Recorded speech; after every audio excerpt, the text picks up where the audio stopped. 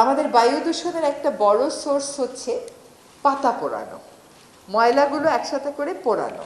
এটা ঢাকা বিশ্ববিদ্যালয় এবং এর আশেপাশের এলাকাগুলোতে প্রকট একটা সমস্যা।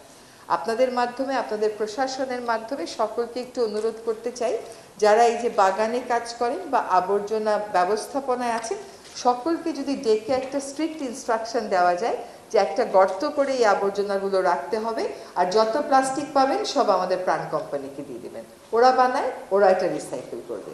আর যত পচনশীল আছে সবগুলো একটা গর্তে করে আপনারা রেখে দেবেন। এই যে এখানে যখন কথা বলছি এখনো দুই একজনের সামনে প্লাস্টিকের পানির বোতল দেখছি, এটার কিন্তু আসলে প্রয়োজন নেই। একটা ফ্লাস্ক ক্যারি করবেন, চেঞ্জ ইউর হ্যাবিট। নিজে চেঞ্জ যদি আমরা না হই তাহলে পৃথিবীকে চেঞ্জ করব, এরকম তো হতে পারে না। তাহলে আমরা আমাদের ক্যাম্পাসটাকে সিঙ্গেল ইউজ প্লাস্টিক মুক্ত করার একটা কর্মসূচি ঘোষণা করি। সেই কর্মসূচি আমরা আমাদের প্রশাসনের সাথে মিলে ঘোষণা করি এবং আমরা আমাদের এখানে বায়ু দূষণ রোধে যেন আমরা পাতাটা আর না পোড়াই। এরপরে আবার আপনাদের কাছে আসব। ঢাকা, ওই ছোট্ট বাচ্চাটা তার ফ্লাস্কটা তুলে আমাকে দেখাচ্ছে, থ্যাংক ইউ বাবা।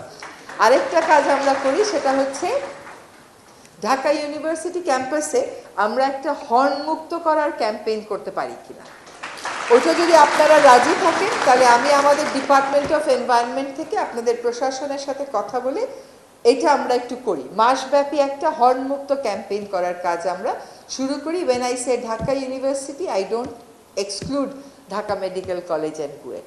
আপনাদের সকলকে সাথে নিয়ে অন্তত এই জায়গাটুকুন আমরা একটু হর্নমুক্ত করার কাজটা শুরু করতে পারি কিনা, সেটা আমরা প্রশাসনের সাথে কথা বলে আগাবো।